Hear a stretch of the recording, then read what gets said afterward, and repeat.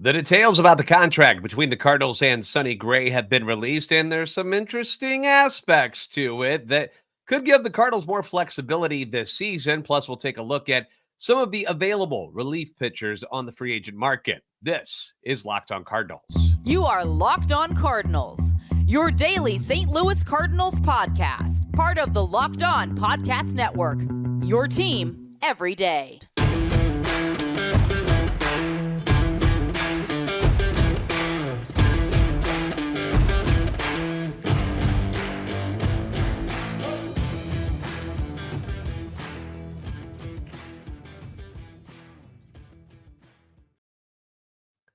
Hey there, Cardinals fans. I'm JD Haffern, and I'm a national radio sports anchor, born and raised in the Lou and a lifetime Cardinals fan, and I'm your host for Locked On Cardinals, part of the Locked On Podcast Network, your team every day. You can follow me on Twitter, X, at JD Sports Radio. You can follow the podcast at LO_Cardinals, and I want to thank those of you who make Locked On Cardinals your first listen every day. We're free and available wherever you get your podcast. That's right. I said free. You're listening to it right now, so you know it's free. We are also available for free on YouTube. Be sure to like, subscribe, and comment if you're going to come by there. Help interact with us, have discussions about the Cardinals, what they're doing, what they're not doing. Hit the notification button so you know when new episodes are posted. This is a show serving Cardinal Nation and giving the best fans in baseball all of the info about the birds on the back. Today's episode brought to you by FanDuel. Make every moment more right now. New customers get $150 in bonus bets with any winning $5 moneyline bet. That's $150 if your team wins. Visit FanDuel.com/lockedon to get started. So here we are on Wednesday, November the 29th, and at this moment, all seems well in the Cardinal baseball world, right? Is it perfect? No. Is there a chance that more things could happen and should happen? Yes. You know, the bullpen stunk last year, right? You know, the bullpen was terrible last year.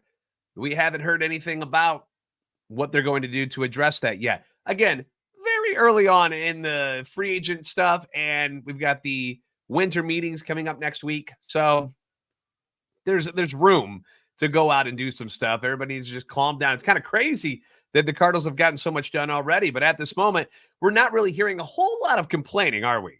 Not a whole lot of complaining.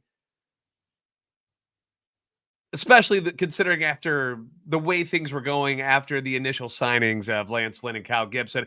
I know I'm not complaining as much. And I was one of the first people that was like, what are we doing? I did my fair share of whining right away because after it happened, I was questioning why the Cardinals would go after guys like Lance Lynn and Kyle Gibson, guys who seem like they're way low on the totem pole of free agent pitchers, why they would do it so quickly. And it seems as though that the Cardinals probably did the smart thing by jumping the market, grabbing the three guys before just about anyone else got anybody, because it's not like there's a ton of people signing everywhere yet. They've solidified the back of their rotation with a couple of guys that are normally healthy, normally throw a lot of innings. You expect an improvement from Lance Lynn from last year, those 44 home runs. It's an anomaly. At least we hope so, right? Compared to what he's done the rest of his career, that's not the guy he usually is. Is there a guarantee that he doesn't get shelled again this year? No, absolutely not. But in his career, 44 home runs is not something that has normally happened to him, okay? To be that home run prone is not something that Lance Lynn normally fell victim to. So Cardinals obviously banking on that he'll show some improvement. Because it wasn't that long ago that Lance Lynn was extremely good. And maybe he just kind of lost his way. Maybe he got out of shape a little bit. I heard Cardinals Hall of Famer and I guess we could say former bench coach Matt Holliday talking about Lynn on KFNS the other day during the Hot Take Central. And Holliday was discussing Lance Lynn and how that Lance was looking to shed some weight this year. He wants to come in a bit lighter. And let's be honest, if you look at photos of Lynn from last year, he got a little overweight. It happened. Remember, it happened to Albert as well. He got heavy when he was in LA with the Angels that final year. Then he goes over to the Dodgers, and he got a little heavy in that final year. He looked much better when he came back to St. Louis. and we saw him thrive. And I know what you're saying. You're like, are you really comparing Lance Lynn to Albert Pujols? And the answer is yes. Yes, I am. But I'm just talking about the waistline region. I'm going to show you a picture here on YouTube because I got one because I was looking at it earlier. Here is Albert when he was a Dodger. See this his gut right here? Yeah, not great. And we know Albert had foot issues, so it makes, running and riding bikes, it makes it tough to lose weight. Well, here he is with the Cardinals on opening day of the following year. Trim. Him and Waito and Yanni hanging out together. So that's something that Albert did. He reestablished his workout to another level, and he got in better shape, and lo and behold, things worked out. Mo even said that Lance with an edge is a good Lance, and perhaps that's the guy we get in 2024. Someone with that edge, somebody with something to prove after an ugly year, and at least that's what we're hoping for, right? Kyle Gibson, a lot of hits, a lot of runs. He still won 15 games with Baltimore, who for much of the summer had the best record in the league, was good enough to be on their staff as a back of the end rotation guy. So why is he all of a sudden not good enough for the Cardinals? And I know we all wanted Yoshinobu Yamamoto and Blake Snell and Sonny Gray added to the team, and then you've got Michaelis and Matz. Those were the names we were shooting for. We were aiming for the stars, weren't we? But reality was that probably wasn't going to happen. There's just too many teams looking for pitching for the Cardinals to fill not one, but 3 holes that they had in their rotation and be able to do it with just superstars, with all top tier guys. Like, it's not a realistic idea. It's a fun thing to dream about, but it's not a realistic idea. So they got those 2 guys. They go get Sonny Gray, Cy Young contender last year, to go along with these 2 innings eaters. And just looking at the rotation now, I mean, compare it to last year, you have to say that it's an upgrade. I mean, was anybody that confident in what Jack Flaherty was going to bring to the table last year? I wasn't. Nobody knew what we were going to get. We were hoping we were going to get the guy that was the ace of the staff a couple years ago, but that didn't happen. Adam Wainwright, sadly, one of the worst seasons in baseball history. It was tough to watch. Jordan Montgomery was excellent, but as a combination of 3 pitchers replacing those 3 guys, Gray, Gibson, and Lynn, that's better than what you had last year. Now, could they add more? Well, yes. The details released about Sonny Gray's contract actually raised a few eyebrows because it gives the team some flexibility this year to go add more pieces. Another starter, perhaps. Bullpen help for sure. So here's what I got for you. These are the details in case you haven't heard about it yet on the Sonny Gray contract. We knew about the 3-year, $75 million club option for a 4th year, but it is dispersed. Is not dispersed evenly over 3 years. This year's salary for Gray is actually going to be $10 million, not 25 if you were to break it up 3 years. So it's going to be $10 million this year. Year 2, it jumps to 25, and then in year 3, we're at $35 million. And then the club option in year 4 is at $30 million with the $5 million buyout, which is spread out $1 million over the next 5 years. So the $10 million for this year, that is significant. That's what we're going to focus on here when we look at what we thought the Cardinals were going to spend for this season alone. The signing of all 3 pitchers combines for $32 million here in 2024 coming up. You got $10 million on Lynn, 10 for Gray, 12 for Gibson. And if you go to spotrac.com, they have the Cardinals active payroll at a little under $140 million. And with estimated arbitration numbers, that adds a few on and get you up to 168. So if we use the $200 million as the threshold that we think the team is targeting as their own personal cap, that's what they said they were going towards. That leaves, and they never said it specifically, but they, the words were they were on pace to get to where they were going last year before everything fell apart. So we think that's $200 million, right? So that's going to leave you around $30 million to use towards other needs for the team, which is good. That's a lot more. You're getting $15 million more than you thought you had. So what are some of the ways that the team can use that money to put themselves in an even better position for the postseason here in 2024? Because that's the ultimate goal. Sure, we want to win more games. We should with those 3 starters added, but we want to keep going. We want to get another ring. We want to get the 12th one, right? That's the goal. So what can they do? We're going to tackle that question by looking at the free agent relief pitching market next on Locked On Cardinals. Score early this NFL season with FanDuel, America's #1 sportsbook. Right now, new customers get $150 in bonus bets with any winning $5 moneyline bet.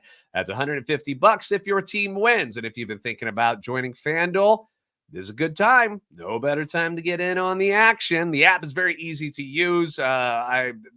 5-star reviews for you, buddy, on my side of things. Have never had an issue with it. They've got a wide range of betting options, including spreads, player props. You've got the over-unders, which I'm a big fan of as well, and a whole lot more. It's all on there, all your favorite sports, but specifically football. You got another week of games set to kick off tomorrow night on Thursday, where the Dallas Cowboys will be at home against the Seattle Seahawks. Dallas favored by 8.5, so it's actually dropped since Tuesday.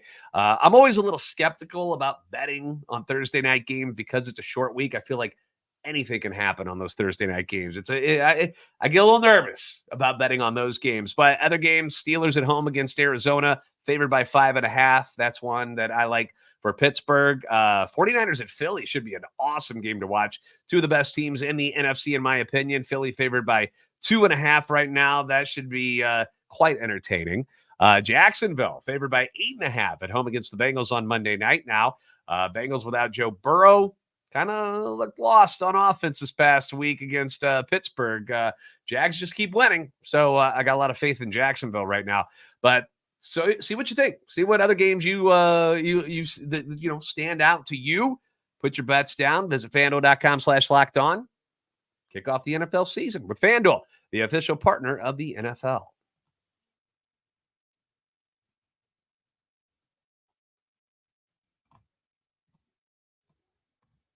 Locked On has launched the first ever national sports 24/7 streaming channel on YouTube. Locked On Sports Today is here for you 24/7, covering the top stories in sports of the day with the local experts of Locked On, plus our national shows covering every league. You can go to Locked On Sports Today on YouTube and subscribe to the first ever national sports 24/7 streaming channel. And again, thank you for making Locked On Cardinals your first listen every day. Leave your comments on YouTube in the comments section. And of course, you can always reach me on Twitter, X, at JD Sports Radio and at LO_Cardinals.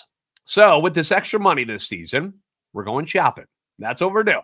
What can the Cardinals use it on towards and to help make this, this turnaround in 2024 a little more smoother? All right. It's headed in the right direction, but we need more, right? There were a lot of problems with this team. The bullpen was a big one. Obviously a spot that needs some work. Bernie Miklasz over at 590 and scoopswithdannymac.com broke things down a little bit on how bad the pen really was last year compared to the 2021-22 Cardinals. And I'm going to link his article in the description for you so you can read the entire article for yourself. You really should go check it out. I'm just going to take a couple of the stats here and throw them out there to you. So here he is. In 2021-22 combined, the Cardinals had the #1 winning percentage in the majors when leading a game through 5 innings. In 2023, they were 25th in winning percentage when ahead after 5. The 21-22 Cardinals ranked 3rd in winning percentage when ahead after 6 innings. 23 Cardinals, 24th in winning percentage when holding a lead through 6. You've got 21-22 Cardinals, 10th in winning percentage when trying to protect the lead built through 7 innings. 23 Cardinals, 22nd in win percentage. 21-22 Cardinals had the number 8 winning percentage when having a lead entering the 9th inning. 23 Cardinals, 26th in winning percentage when carrying a lead into the 9th. And finally, 21-22 Cardinals lost only 10 games over 2 seasons. 2 seasons when leading through 5 innings. The 23 Cardinals lost 15 by themselves. That's crazy. Last season, the Cardinals relievers squandered 41 leads blew 28 saves and ranked 24th in the majors with a 56% save percentage. And I hate to be the guy that said I told you so, but last year, when it became obvious that they weren't going to make any additions to the starting rotation, they had who they had, and they weren't going to fix anything else. They were going to stick with their dudes. And I was like, well, if that's going to be the case, great. But why not go get some relief guys and make your bullpen dominant and something super strong that you can rely on them if something were going to happen to Jack Flaherty or Steven Matz, which ultimately it all did. It all came crumbling down. They didn't do that either. The rotation had a lot of problems, but when the bullpen can't hold a lead, it just makes things that much more worse. And honestly, is there anything more disheartening when you're watching the game and you're going all right, things are going well, you might have a tie or even, whoa, guess what? A lead going into the last couple of innings, and then the bullpen blows it like in the 7th, 8th, or 9th. Like it bad starts are going to happen. Nobody's immune to it, but at least you have time to make up for a bad start. Like if you give up 3 or 4 over the first 4 innings, you still got a whiles to go in that game to try to, come back in that. When the bullpen blows a lead in the 7th, 8th, 9th inning, you don't have a lot of time to come back. And virtually, if it's going to be in the 8th or 9th, you have virtually no chance to come back. So those were the games that I was more upset about. Like there were moments, and I remember the one in San Francisco specifically, the home run to center field by the catcher. And like, I remember I was sitting here at the computer waiting to cut a promo, and I had everything written up. I was like, all right, Cardinals win, they do this, and then pow, and it was gone. And I just wanted to throw things. I was so upset. I don't get like that over a bad start because that happens. But when the bullpen repeatedly kept doing what they were doing, it just sucks the life out of you, man. And I'm sure it happened to that clubhouse. So how do we fix this? Well, let's talk about the free agent market, okay? 2 names are already gone, in case you're wondering. Reynaldo Lopez went to Atlanta. The Reds signed Emilio Pagan today. We're well aware of who Jordan Hicks is, so we don't really have to go over him, I don't think. But there are some other names out there. One huge name is, of course, Josh Hader. Josh Hader, a monster name that is out there on the free agent market as far as relief pitchers go. Still just 30 years old, although he feels like he should be 36 by now.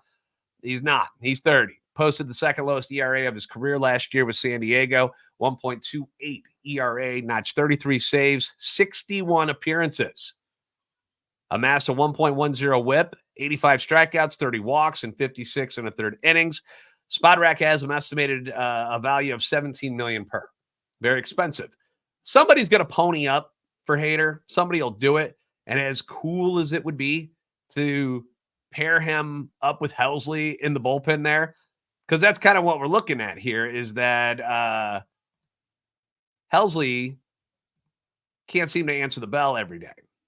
It seems like it's hard to pitch him back-to-back games. And when you got restrictions on your closer like that, makes it awfully tough. So you kind of want another closer type out there in the bullpen, at least in my opinion, for the Cardinals. So Hader would be great, but I doubt the Cardinals get in on this one when the price tag is going to be what it is. Now, here's a guy that I think they should show some interest in, and that is David Robertson. Cardinals haven't been shy about pursuing veterans this year. Age is nothing but a number to them. So Robertson's 38. He's going to be 39 in April. Last year, he had to take over closing duties with the Mets because of that injury in the World Baseball Classic to Edwin Diaz. He was pretty good, considering it wasn't supposed to be his role last year. He was supposed to be the setup guy. But he took over the closer role, 2.05 ERA, 13 saves and 40 appearances before getting traded to the Miami Marlins at the deadline. And unfortunately, when he went south, like physically, so did his numbers. 22 outings with the Marlins. ERA went to 5.06. His whip went from 1 to 1.59. And then in his lone appearance in the wild card round, not sure if you saw this, but when he went up against Philly, allowed 2 runs. One of those was that missile shot by JT Realmuto. 2 innings of work, struck out 4, but that dinger was what people remember him by. Marlins got swept in 2 games by Philadelphia. He had signed a 1-year, $10 million deal with the Mets.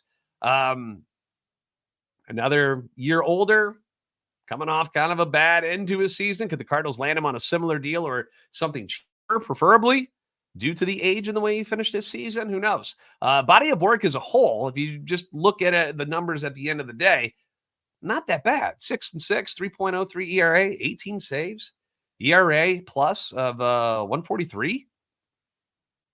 It's something I'd be interested in for sure. All right, next on the list, Craig Kimbrel, one of the most unique setups before he throws a pitch in the history of Major League Baseball. You're seeing it on the screen here on YouTube. 9-time All-Star. 9 times. I had no idea it had been that many times. He's 35. He's going to be 36. Has been with a lot of people. Atlanta, San Diego, Boston, both Chicago teams. The Dodgers. And then last year he's with the Phillies, where he goes 8-6 with a 3.26 ERA, 23 saves, and an ERA plus of 132. Spotrac has him estimated value at just under $10 million. Kimbrel has years where he's been amazing, and then he's got these weird years where you're just like, who is this guy? Is he done? Is the career over? Is he finally gone kaput? I've always liked him and his demeanor, so he's certainly another name to keep an eye on. He might be a little too expensive just because of his track record as a closer. Like, people are going to see 9-time All-Star and they're going to pay more for that. How about a guy who was available last year that I wanted the Cardinals to take a look at? He ends up signing with the Angels, who then put him on waivers at the end of August when they were out of the race. The Guardians grab him, and then the Marlins end up taking him off waivers again in September. JD, who is this guy that apparently, depending on how you look at it, nobody wanted, yet a playoff team wanted him in the end? Well, his name is Matt Moore. And Matt Moore is a guy that I've been a fan of for a while, because he used to be a starter with Tampa Bay. Things didn't work out. A couple of years ago, finally got moved to the bullpen full-time, and he's been fantastic ever since. 34 years old, 46 appearances last year between all three of those teams, finished with a 2.77 ERA, 1.15 whip. He struck out 57 hitters and walked only 14 and 48 in 2/3 innings. On the Cardinals depth chart, the team has listed in the bullpen right now from the left side Jojo Romero, John King, and then Matthew Liberatore. They've got Thompson and Rom in the starting rotation area. Who knows what they're going to do with Thompson again? Like, if they move him back to the bullpen, does he just quit? Does he just walk away and go, screw you guys, I'm going home? King was fine last season after he came over from the Rangers, but why not an upgrade here? You know, I think Matthew Liberatore, I don't know if they're going to keep him as a relief pitcher or send him back down to Memphis, have him become a starter. I don't know what they're going to decide there, but I would like to upgrade the John King spot. JoJo was pretty good, but I'd like to upgrade that John King spot. In his last 2 seasons combined for Matt Moore, he pitched in 113 games, has a 10-3 record, 2.20 ERA plus of 191. And Spotrac doesn't have his market value all that high, $3.4 million, signed for 7.5 last year. I liked him last year. I'd love to see them have a conversation with him again this year. Let's get serious about fixing this bullpen and give my guy Matt Moore, give him a little ring. Other names to talk about. Phil Maton, formerly of the Astros, Paducah, Kentucky native, which is about an hour and a half east of one of my old stomping grounds, Cape Girardeau, Missouri. That's a name that's been linked with the Cardinals. I know Josh brought him up yesterday. Liam Hendricks, formerly of the White Sox, AL Comeback Player of the Year. I don't know. I'm guessing he's healthy and everything's okay. That's a guy I would think about. Will Smith, he's won 3 World Series rings in a row. How about that lucky charm in your bullpen? Former Cardinal Joe Kelly. Aroldis Chapman. Aroldis Chapman's out there. He's probably going to be expensive, though. And I don't know. Everybody keeps – everywhere he goes, people seem to keep finding issues with him. So maybe we stay away from that. But he's out there. Just saying, there are some familiar names that are available who have closing experience, which, again, I think is where they should aim a bit just because of the uncertainty with Helsley's health each year.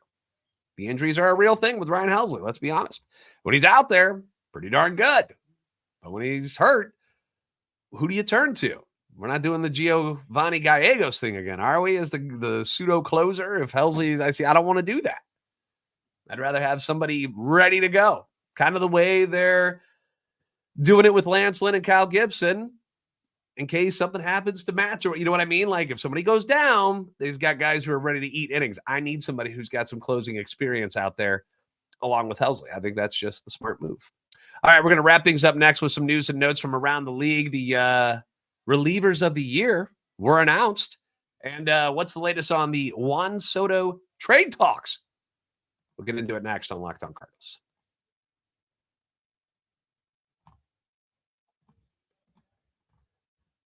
Once again, Locked On has launched the first ever national sports 24/7 streaming channel on YouTube. Why 24/7? Well, because we all have different hours. They change from time to time, and you need your sports. So whether you're working first, second, third shift, we got you covered.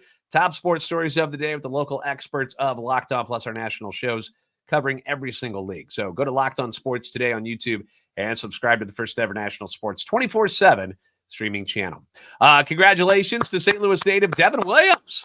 Named the NL reliever of the year today. The Hayeswood West alum finished with a 1.53 ERA and 36 saves, struck out 87 over 58 2/3 in 61 games. Cardinals should just trade for him. You know, Milwaukee wants to blow things up. They want to ship these guys out. We'll take them. Bring them on home. Come on home, Devon. Williams becomes one of just 6 active players to win multiple reliever of the year awards. The others, a couple of them we just talked about. Craig Kimbrel's got 3. Josh Hader's got 3. Edwin Diaz 2. Liam Hendricks has 2, and then Kenley Jansen has 2. 3 of those guys are free agents. Just saying, you can fix this bullpen. It's not that difficult. In the AL, it was Baltimore's Felix Bautista. 1.48 ERA, 33 saves, 110 strikeouts in 61 innings. Remember, his season ended early because of the elbow issue. He's going to be out all next year with Tommy John surgery because he didn't have it until like at the end of August or something. So he's out for a while. Former Yankees starter Luis Severino, not going too far. Doesn't even have to move houses or condos, whatever he's in. Reports have him signing with the Mets. The deal is expected to be for 1 year and worth $13 million. That, according to ESPN's Jeff Passan. 29 years old, was once considered the Yankees' ace of the future, had this great career going, and then injuries have just chewed him up and spit him out over the last 4 years. 3 starts in 2019 due to shoulder rotator cuff inflammation and a grade 2 lat strain. Tommy John surgery in 2020. Another right lat injury in the middle of the 2022 season. A reoccurrence of the right lat strain in spring training last year. Returned to the mound in May and just did not look like himself. Cardinals beat the hell out of him. On the year, 6.65 ERA, 1.65 whip, career low 8 Ks per 9 in 19 games. And then he got hurt again. High-grade left oblique strain during a start in September against the Brewers, and his season was over. So going over to the Mets. If he bounces back to what he used to be, that's a great signing for the Mets. If he doesn't, whatever. They got money coming out their ears. Speaking of the Yankees, trade talks between the Yankees and Padres regarding Juan Soto have progressed to the point where the two sides have exchanged names who could potentially be involved in the return going back to San Diego. That, according to a report from SNY's Andy Martino. However, they say no deal is close yet. Per Martino, the Padres are looking at top prospects and rookies like Jason Dominguez, Anthony Volpe, young major league pitchers such as Michael King and Clark Schmidt. MLB Network insider John Heyman has heard similar things about the Yankees, and he says that the Yankees, the Giants, and the Mets are the 3 most likely landing spots for the 25-year-old outfielder. Juan Soto is supposed to be 30 by now. How is he only 25? That's crazy. You guys remember when the Cardinals almost got him from Washington 2 seasons ago? And everybody thought it was Dylan Carlson was the hang-up, and that's why the Cardinals didn't get him. That was fun. The good old days. No, a trade for Juan Soto does not make a lot of sense for the Cardinals right now, so don't even really worry about that too much. Plus, from everything I've read, he's destined for free agency. So you're trading for him. You get him for this season, then he's a free agent, and then he can go sign for however many years with whoever he wants for how much money. And remember, didn't he turn down a $400 million offer from the Nationals? I don't think you're going to get that now, but anyhow, I wouldn't suspect anything with the Cardinals would go on there, although that would be funny. that they get them now instead of a couple years ago. All right, we got to wrap things up. Thanks for making Locked On Cardinals your first listen every day. If you haven't already, please give us a follow on Twitter at @LO_Cardinals and the JD Sports Radio. Like, subscribe on YouTube, help our channel and our love for the Cardinals grow. Tomorrow, we are supposed to have a guest on the show. I don't want to say who it is because I don't want because the schedules have been really tough to try to get this person in. And I'm hoping it all works out. So we're supposed to have a guest tomorrow to talk about all of the stuff going on with the Cardinals ahead of the winter meeting. So we'll have another chair in here tomorrow. So you guys are the best fans in baseball. Hope to see you back here tomorrow. Have a great night. I can hear my wife listening to Rudolph the Red-Nosed Reindeer in the other room. I got to go. Our anniversary is tomorrow, by the way. All right. Have a good one. Thanks for watching Locked On Cardinals.